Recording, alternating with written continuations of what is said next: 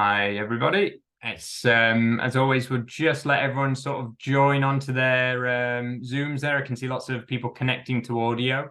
So we'll give everyone a second. The beer we'll be talking about first will be Zara this evening, Cologne style beer. If you're grabbing some at the same time as well. Yes. Can see, like I say, yeah, just a few of you joining on there as well, which is always nice. We have a couple of us on at the moment. So my name's James. I'm the export manager for Thornbridge. Charlotte, who's in our marketing team, who's looking after everything this evening. And we're very excited to be joined by Mark, who's the brewery manager over at Cloudwater. So Mark is here to tell us about Cloudwater and also, of course, our collaboration brew as well. And then Russell, don't worry, he is coming along as well. He'll just be here joining us in just a minute. He's got lots of meetings at school today, so he will be along shortly as well. I know he's excited, particularly for a couple of the beers in the box too. So yeah, but overall we are, as I say, I know a few, there's one or two just joining at the end there. Oh, how you doing, Russell? Just popped in as well. So yeah, overall, I guess we don't want to, leave anyone thirsty. So we'll talk about our first beer. We'll have a good chat about Cloudwater. We'll talk through everything else as well. But again, don't want anyone being thirsty. So please, we will talk through all the beers. Don't be obliged to try and drink along at that speed, or it'll be far too much beer for you in one go. But we're going to start off talking about Zara here. So Zara, I know it's a long-time favorite for a lot of Thornbridge drinkers. We do get a lot of feedback wanting to bring back Zara. It was a core beer for a long time. We've seen it superseded recently. Lucas and Bayern, of course, as well. Checkmates in recent times. This one, we originally created this. So we call it a Cologne style beer. It is a Kolsch, so it comes under the category of pale ale as opposed to being a lager. It's done with an ale yeast, but it's lagered for a long time, so you end up with this great pale looking beer. The fantastic nice white head on there.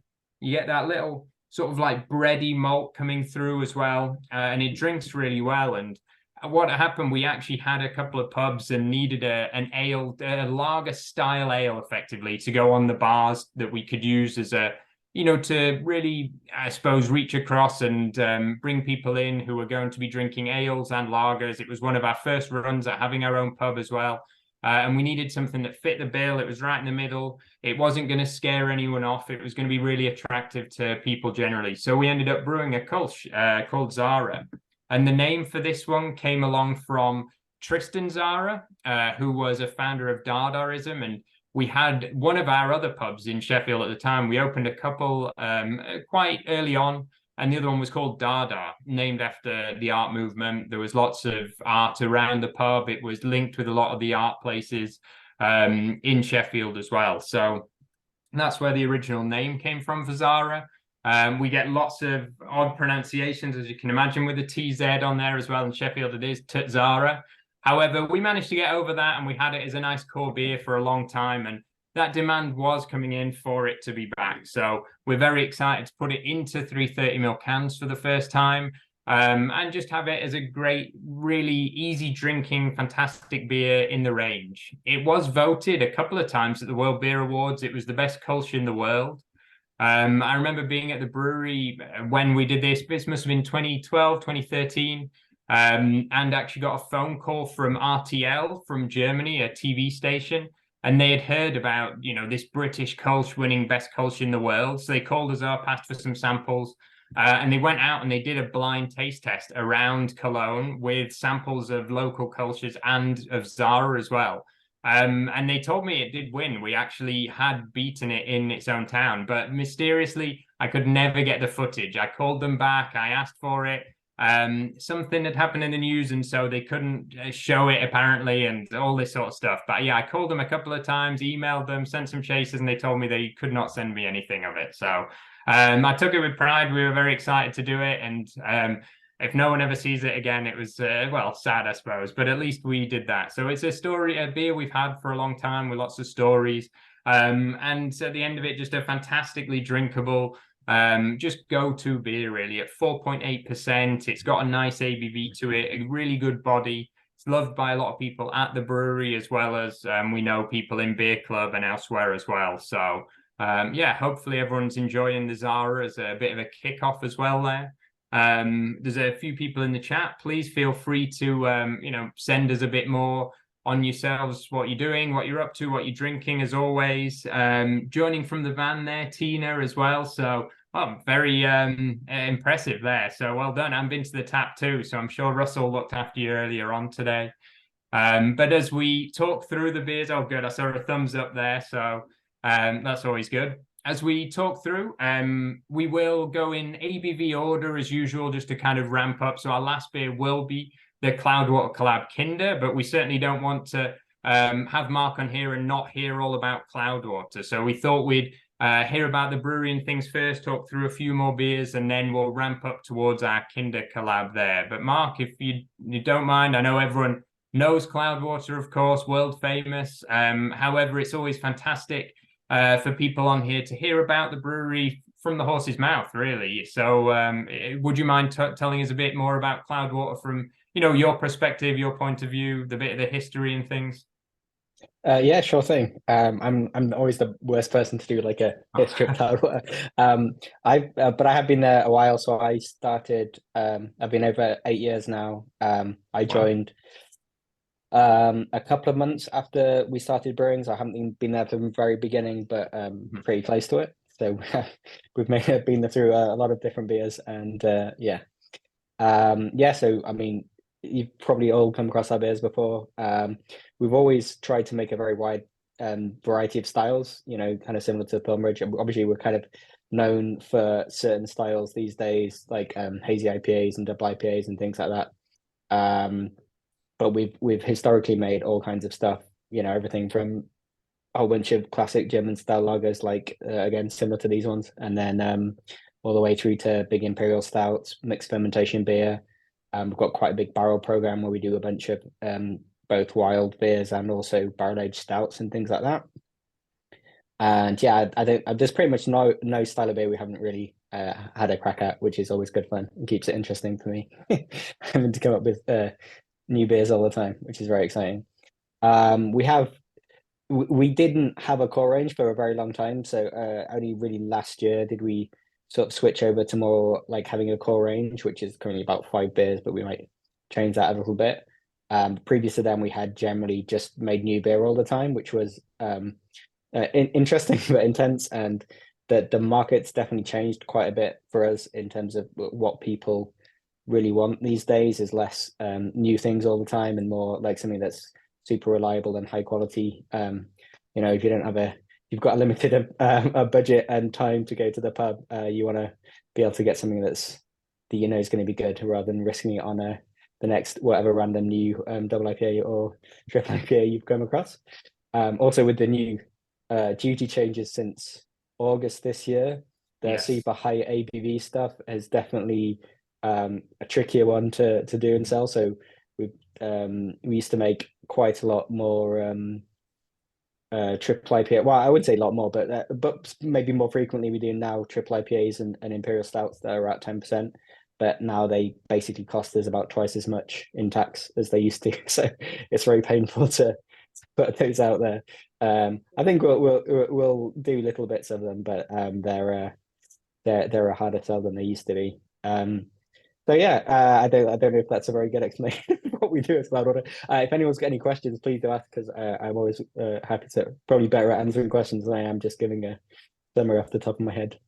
Oh, well, thank you. I appreciate that. I mean, there's maybe no coincidence to the ABV on our beer itself, mentioning certain things you do there. It's one of those, unfortunately, it is the reality of it at the minute. As you say, with those new duties coming in, it does make things a bit more difficult at the top end of the beers too. But we've seen the same thing. I think it seems almost coming out of COVID, people, that new demand. People were sitting at home, they weren't out quite as much, so they wanted to, try new things there. And we've seen the same move there towards the core range and the old reliables, the dependable beers too. So, as yours are, the core range, as we've seen them out and about now, they always go down very well. So, yeah, very good. I'm glad to hear that. Yeah. Where did you start then, Mark? You said you've been there, quite a while now, of course, through the length of Cloudwater. But what's your background? Where did you begin? Uh, Cloudwater was my first actual brewing job. So Oh, yeah, okay. I wasn't in the brewery previous to that, but I had been a Mhm. home brewer for about 10 years before that. Wow. So I did a lot of home brewing by myself, but I used to work in pharmaceutical industry, weirdly enough. Anyway, Hmm. so and then kind of got disillusioned with that and had been homebrewing for a long time, so started looking for brewing jobs, and it was back before everybody wanted to get into brewing. So it's I definitely when I got hired these days, there's lots more people with proper qualifications and stuff than there used to be. But I definitely wouldn't hire myself anymore. But yes, so I've done a lot.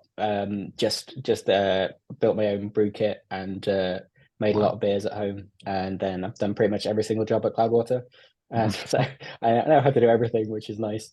Um, but yeah, Nice. Oh, cool. Well, yeah, it's good. Like you say, it's certainly probably more competitive over the last few years, but I mean, your beers stand the testament. They are always good whenever you try any Cloudwater. I see them out and about, pretty far flung internationally, of course, as well. I know you do a lot of exports too, and I've never had one that isn't tasting spot on. So yeah, fair play. It's always good. oh, I mean, I Uh, definitely have, but that's just me. oh, maybe I was just lucky then. So. Oh no, I'm probably way too critical of our beers and everybody else's beers. Just don't ask me what I think of any of these beers, please, because I just no, I'm No, sure they're all very nice. they are. Don't you worry. Don't you worry. We've had there's a nice Cloudwater collaboration dark beer with Rivington at the moment. Tina's been drinking and enjoying. Oh, nice. Yeah, I brewed that where I went out to Farm Trip, the festival they had a couple of Mhm. months ago, which is a lovely festival. If everyone hasn't been, definitely look out for it next year. It's in a lovely location on the farm out in Wilmington. And yeah, so I stayed over after the festival and we brewed a nice cask India export porter with Nice. like a little bit like a classic porter, but just with a slightly bigger dry hop than you expect. And Mhm. I haven't actually tried it yet, so I hope it was tasty. But we've got some to put on our tap room. I think it's going on next week, so I'll be able to try it then. Oh, cool. Well, you've got good feedback already so far on it, so That's good. it's a good start. Brilliant. Well, talking of collabs, as we, work our way talking about the different beers in the box as well. I know Russell's been very excited about the Salopian beer that we have on at the minute, the Auto Fiction. And Russell, do you mind telling us a little bit about this one? Yeah, sure. So this is the second leg of the Salopian collaboration that we did. So the first one was Cash Pur, which was kind of a mashup of their Cashmere and our Dry Pur, which went down really, really well and sold really, really well. And we really, really enjoyed it at the tap room and at the brewery as well. This is Auto Fiction. So this is a New England IPA, 5%, Citra Mosaic and Sabro. A hop profile in this one. It's kind of hazy, almost opaque, I suppose, on the eye, and then really, really super aromatic with the Citra and the Mosaic hops. And I think the Sabro in there, for me, Sabro is like it's like Tabasco, and it really, really adds something to a beer, and you just know it's there. So for me, I get kind of like a coconut, almost sort of a mint aftertone as well. But yeah, I've been drinking lots of this, which is a bit naughty because we've not got a lot left of it in the brewery. But yeah, it's great. No, they did as well, getting all enough cans up for beer club and some for the tap room as well. There, Just yeah, I think it was a bit. I think we had to go and search for where it was, and I think we found it, didn't we, in our online store. But yeah, they've done a really, really good job. Salopian, I think they've been going since sort of mid-90s, 1995, sorry. And I think we had Wilf on here last time, who is, I think, the chair now. They're Shrewsbury based, but they've obviously been brewing a while now, but they've only just started canning in the last couple of years or so. So I expect more and more different sort of beers to come out. I think they've got a core range, which they call their black range, or I think, sorry, their black range is their seasonal range and their white range is their core, something like that. But I know they do a load of great beers, and I remember telling you that I was drinking Darwin's original over the weekend as well, and that was superb in Birmingham. So yeah, really, really, really good. Yeah, and like I say, good to work with him on Cash Pour originally, and then crack into doing this one as well. So we've had some good fun with the guys at Salopian. Every beer you try from them will always be very well made, very well done. And this one, no exception, of course, as well, with that huge aroma on there, really. That's, it is. I can see why you've been enjoying this one, Russell, as well. Yeah, New England IPA is a bit of a weird one for me. I don't know. I like some and not others. And but I've really enjoyed this one. When I first got the can, it was really quite simple, really, just plain and kind of white. I was getting confused with the Wiper and True that we did recently, Small Pleasures, but they've really taken care of the beer, and you can tell that as well in the drop. So enjoyed it loads. You know me with collabs, I'm just all over it. Like the Cloudwater now, honestly, I was waiting for kind of a Manchester-based brewery to do one of those, and I stumbled in and out of Cloudwater many a time and done that kind of track Cloudwater and then into town. So I was really, really excited about that Kinder, and I'll add some comments to it later because it's a beer. Yeah, it definitely has already had some rave reviews as well, so we've been pleased to get it out and about there. How did you find Zara, Russell? I know it started many years back, but you've enjoyed it over the years, I believe. Yeah. When I first got to the brewery, I think we still were doing it in 330 bottles. And then we didn't do it for a while, and everyone just kept asking me when we were going to do it and why we weren't doing it. So I knew how popular it was in and out of the brewery. But comically, it's brilliant to hear people ask for it on a Saturday when they've had a couple of jars. It's to Zara, and they're kind of asking if they drop that tea. That's always good fun. But I've been lucky enough to be in Cologne myself when I visited Dusseldorf, and it just takes me back there, and that kind of lighter kind of lager ale kind of vibe, up and down the German beer halls. It's great. Yeah, it's just a different beer from the other core range that we do. The only thing is, James, the can is really similar to Cocoa Wonderland. Yes, you're right. The black, it's always been black and red, and people have asked about the colour with a light beer in the past. Yeah, you are right, but I keep getting it mixed up in the shop at the tap room. But no, otherwise, it's great to sit back, and it's going down really, really well as well. We're selling lots of it. Good. Yeah, no, it is nice to have it in 330ml cans for the first time too. So definitely. Certainly since we enjoy them. Yeah, definitely. Good. And then as well, I think the next one you were also very excited about, the Quiet Storm Chinook too.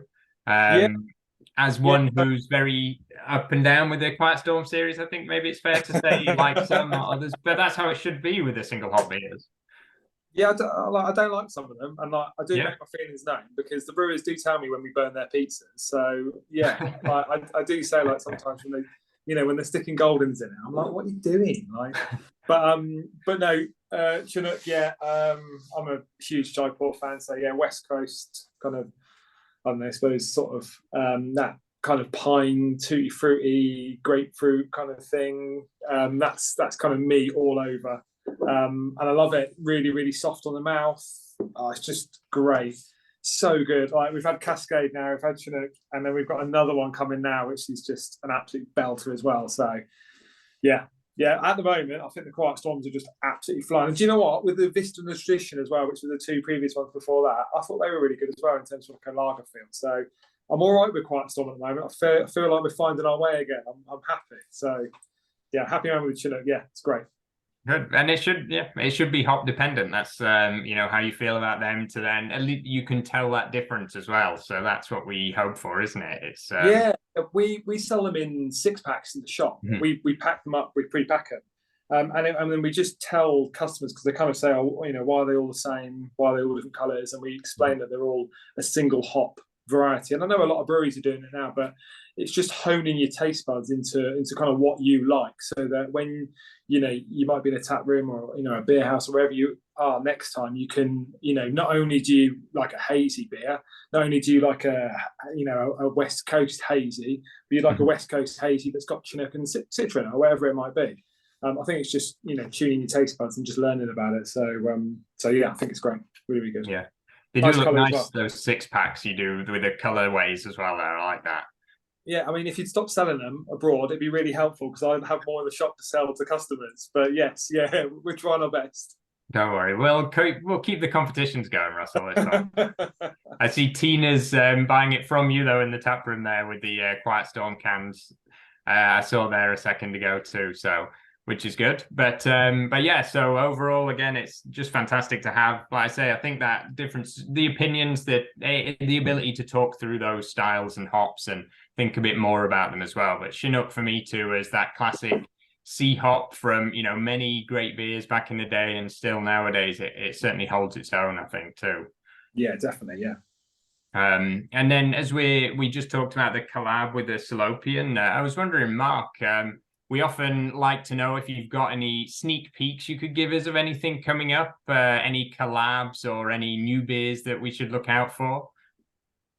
Well, on Salopian, we have been collab with them in the past, and they're great as well. So I totally am on board with that as well. Some of the I love a pint of Oracle. It's a great beer. But yeah, so stuff we've got in the pipeline.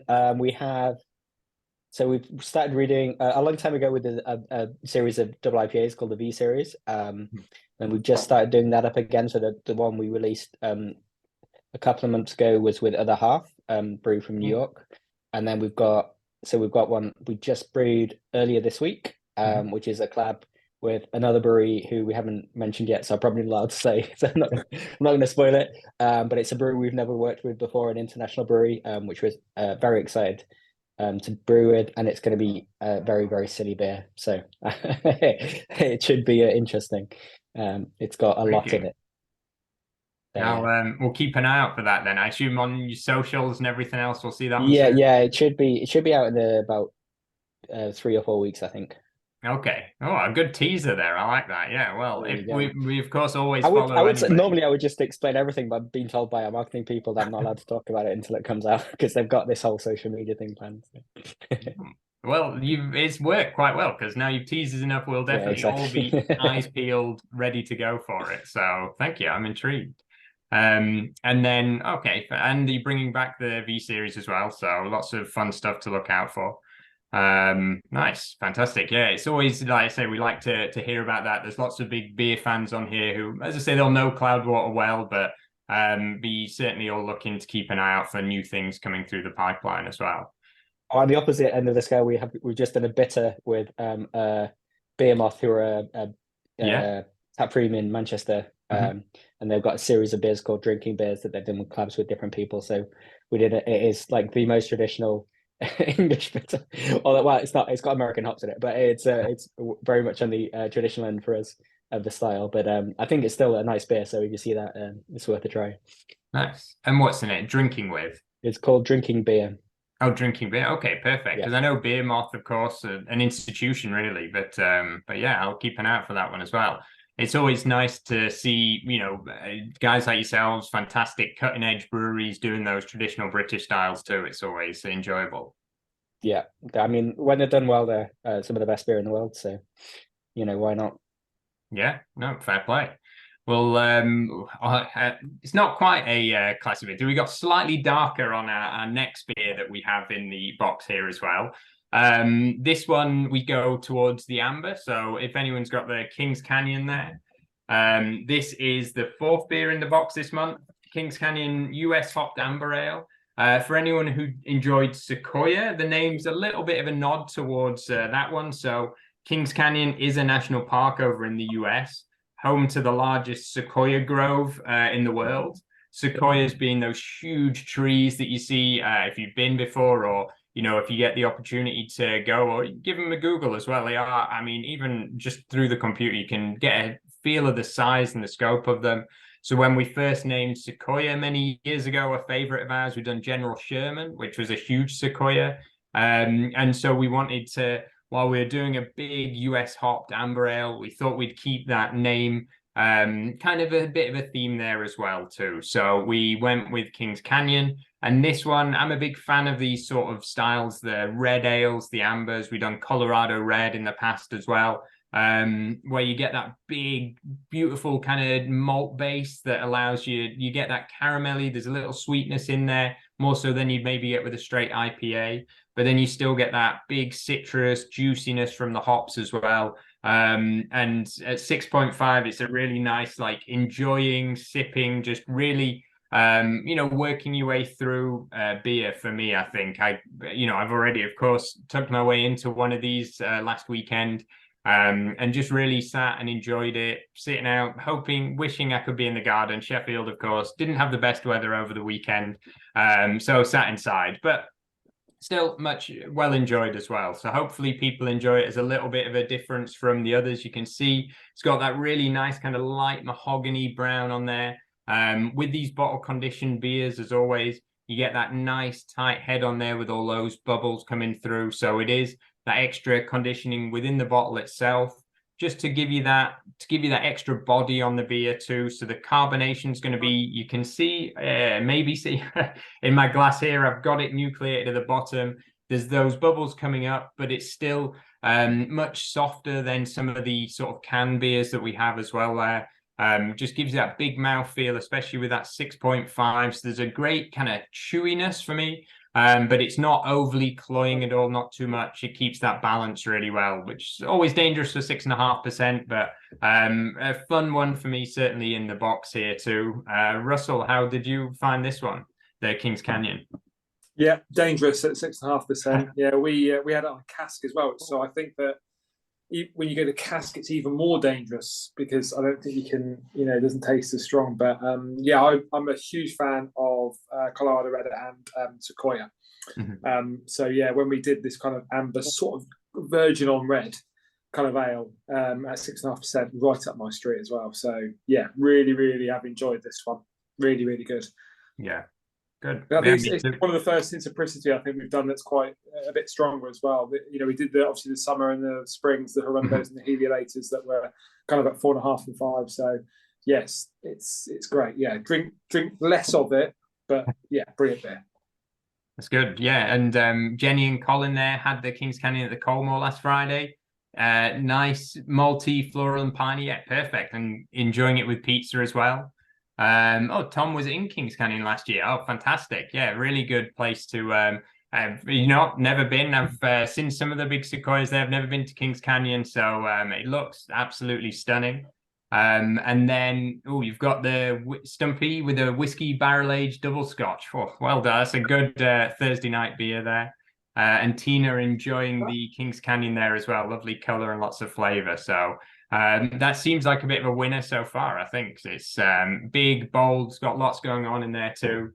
So fantastic. I'm good, and hopefully we'll continue into talking of next month's, talking of barrel aged beers and looking ahead a little bit as well. Those of you who made it up and joined us at Peakender would have had a sneak peek of this one already, but we will have another barrel aged beer coming up in next month's box. We've already gone out sort of announcing it, but that will be Between the Sheets, so a rum and cognac barrel aged beer. So next month's TBC box is going to be very, very good indeed, with a big barrel aged beer in there too. We'll go from a couple of different categories for there, with a Keller Pils joining it too. So next month we're going to have a really fun range of stuff. The brewers have been very excited. One of our younger brewers put together an oat shake IPA that is really going down very well already, from the brewers getting excited about it too. So a full range of stuff to look forward to next month, just to give you a little bit of a teaser looking ahead there as well.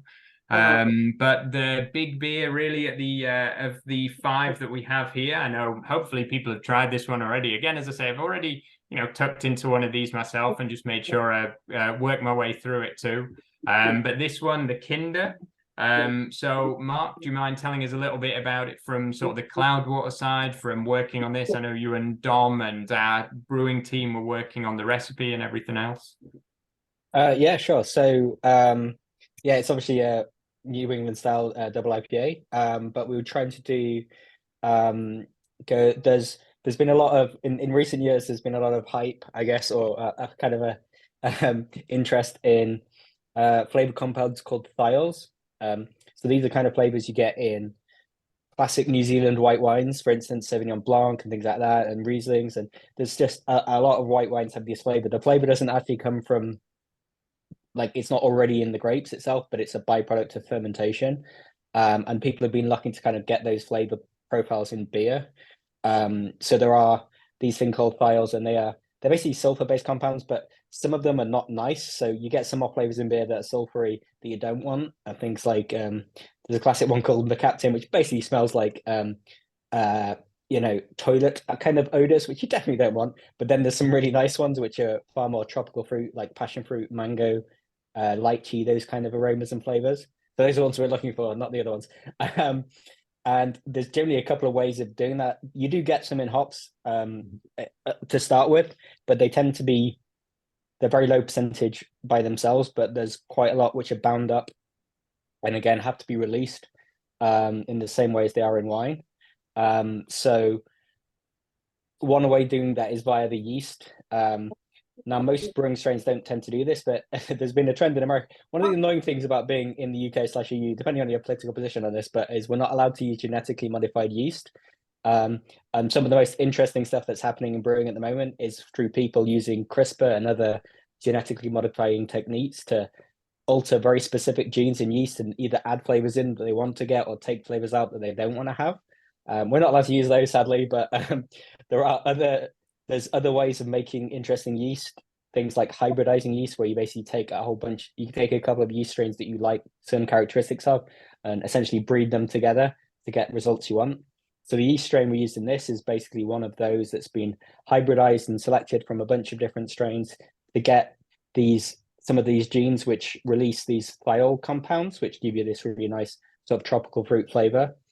And then we used a set of hops that are very high in those compounds as well to try and exacerbate that. So it's got things like Nelson Sauvin, which is weirdly enough from the same region you get Sauvignon Blanc from, and unsurprisingly, terroir and growing conditions have a lot to do with that. But also it's got this thing called Phantasm. So there's one of the hops you'll see listed on the side of the can there is called YCH 303. And that's an experimental blend of some classic hops like Citra and Simcoe, but also about 30% is this product called Phantasm, which is basically a bunch of grapes that have been dried and then powdered up. And then you can use that in similar to hops, and you get those precursors that you want to release through fermentation and get these flavor compounds out of.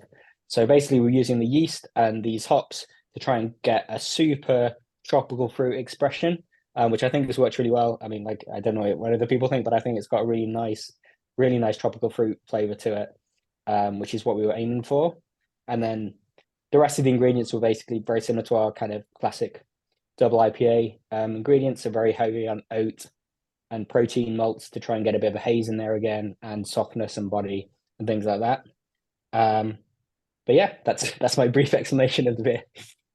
No, I appreciate that because the brewers have talked me through it, and I've done my own research on it, and I could never quite put it into words as well as you have. So thanks, Mark, because I was slightly worrying I'd have to run through that one. Oh no, it's fine. I mean, I can talk for hours on it if anybody wants more information, but you probably don't. That's probably enough.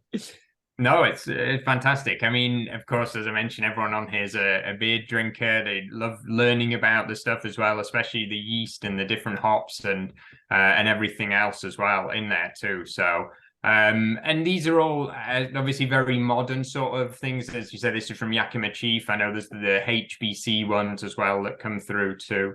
Do these then turn into other, when they stop being 303 or what have you, will they then get names, or do they just stay as that? Usually yes, but so the 303 one it's not a specific varietal so much as it's a proprietary blend essentially. Okay. So they'll brand it as a certain product, but it's consisting of some classic hops. So like Citra, Simcoe, Mosaic, I think there are 3 hops in it. And then Phantasm, which is the brand name for this other product, which is essentially ground up white wine grapes, and which weirdly enough are even more expensive than hops, which is weird, but they have to be shipped over from New Zealand, and it's all the whole thing. So YCH will come up with some proprietary name for that, but it's not the same quite as like Citra getting a brand name as a specific hop variety, because it's more like a blend. They already have one that they call Cryopop, which is essentially again a blend of different hops that their marketing spiel will tell you it's designed to promote certain flavors and do something like that, which is probably somewhat true, but it's also probably somewhat true that it's a bunch of hops they've got too much of that they want to put together and sell as a different thing. So both things can be true at the same time. Interesting. That's so what while we've got you picking your brains really, what do you see as that kind of, the future within those things? Do you see much of, is that the way forwards, those blends and using the thiols like you say, and or is it going back towards more classic stuff? Is there the market for it?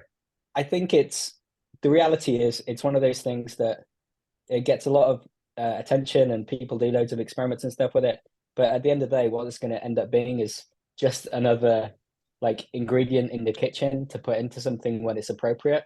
So sometimes with these fads and things, people can get so hung up on it that they try and do that at all costs, when actually what you really want to do is take what's good from it and add it where it's appropriate and use it the correct amount, so that you basically, what we're always looking to do is like build up a flavor palette from all the different ingredients and put them together. And you don't want anything to be just like maximizing X just for the sake of it. What you really want to be doing is making something that's, at the end of the day, a rounded and tasted product.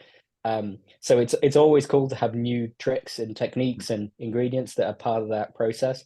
In the same way as anything with cooking, like, you don't want to sous vide everything, but when you do it with a steak, it's incredible, right? So you need to use all these things in the right place at the right time. And sometimes people get too excited and try and do it in everything. But when it works well, it's great. And it's good to have that as like an extra little thing. And also, I'm a big fan of anything that's moves things in a little bit of a different direction, because sometimes you can get to the point where everybody's making a Citra Mosaic hazy IPA and they all end up tasting a bit the same because they're all using the same yeast, everyone's using the same hops, everyone's using the same malt base, and so you end up with a homogeneity somewhat of like flavor expression in beer, which is always depressing to me because I want to try new and interesting things. So anytime there's a new hop varietal or something like this comes along, we can get different flavor expressions out of it. I'm always super excited by that. Well, yeah, and I mean it shows, of course, in working. I know our brewers are excited, as you mentioned, talking through the yeast and the different compounds as well, the hops that we're using in there and things too. So, but that's interesting. Thank you for that. It's always good to hear from someone so passionate about it, what their opinion of how it comes out. Yes, well, just yeah, I just find it all super interesting. So I could, yeah, like I said, I can talk for hours about this stuff, and often people tell me to shut up, so it's fine. So it's nice to have people interested to hear about it. So it's good. Oh, certainly it is, and so yeah, hopefully we'll see again. I know you can't say the name of the brewery, but I'm sure when we learn about your new collab coming up as well, that'll also be pushing the boundaries. I suppose hearing you talk like that shows a lot of why Cloudwater is on that cutting edge. Being able to go out and do those things, and whenever you're trying the new beers from you guys, they are always really showcasing something or doing something new as well. So it's cool to hear it too from yourself. Yeah, and again, like I said, it's also about again, just doing new things for the sake of it. Is we always try and we try and avoid that, although sometimes we'd end up doing it. But my personal position is I'd rather again, it's good to do these new things, but you have to fundamentally do the basics right. You have to be able to make a consistent beer, and you have to make a beer that is broadly appealing to a lot of people as well. You can't just have all this crazy interesting stuff, but at the same time it's good to have both, basically, is what I mean. So yeah. There are some breweries who I think just tend to be experimental for the sake of it, and again, I don't think that's a healthy place to be in. But on the other hand, just doing something the same way you've always done it, just because that's how you've done it, is equally boring. So we try and strike the middle ground there. Yeah, and of course the same, for us with Jaipur is 40% of our production. It's a beer we love and we make, but yeah, we want to be collabing with yourself and we want to be collabing with new breweries and trying fun stuff. So it's definitely finding that middle ground. I think you're correct there. Certainly, it's good to have that stable foundation, really know your stuff, and then you can build up from there instead of going too wacky all the time, maybe. Yeah, but how about you, Russell? Have you? I reckon you've been enjoying this beer. Am I correct? Yeah, straight off the bat, 2 cases bought. I was having that. I thought I'd probably be flogging on eBay for more than I bought it for as well at one point. But yeah, no, we've got none left in the tap room now. When it flies out that quickly, we all know how much of a great beer it's going to be. We're all really looking forward to it. I went upstairs into the ops room at Riverside, so the main brewery, for something, and I spotted a can on the side. And Dominic Driscoll, who tends to stick to Lord Marples and Lord Marples only, was in possession of it, and I knew he would give that up quite easily, you know, in lieu of a couple of pizzas or some food. So, yeah, I had it really, really early on, and I remember I drank it and didn't really read the ABV of it, and kind of felt it kind of shortly afterwards. So, but it's weird what you were saying. Like, everyone's got their sort of Simcoe, Mosaic, Citra kind of hazy pale or hazy IPA, whatever you want to call it, and we've got that, I suppose, in Green Mountain, and it's really popular for us, and it's great when people come in, because I kind of they come to the bar and we've got 16 lines on, and they say, I don't know what I want. We say, what do you usually drink? And then we can always convert that into one of our beers. And probably 8 times out of 10, that is Green Mountain. But it's then expanding their flavour profile then onto things like this. So, you know, and a cheeky little third of this afterwards, which is just such an amplified beer, is all I can kind of describe it, I suppose. Is really, really good. And yeah, for me at the moment, it's just drinking. It's about drinking less, but drinking better. And this is typical of it. So, yeah, super happy with it. Super happy. It's only in a 330 can as well. That sits just right with me. Yeah, I mean, it's definitely pushing it at 8.4. But again, what we like, a thing that I always say is that we aim to make every beer taste like it's 6%, whether it's 3% or 9%.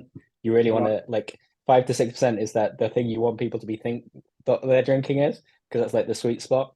You don't want to feel like you're drinking something that's 9%, and then you get into really dangerous territory when you make a really nice beer that is 9% and it tastes like it's 6%, and then you realize you've had 2 pints and that was a very bad idea. So yeah. Well, we've I've got 50 litres of this in the cellar now. So it's on after double dry hopped Halcyon, which there's probably 10, 15 litres of that left when I left today. So it's going to be on this weekend.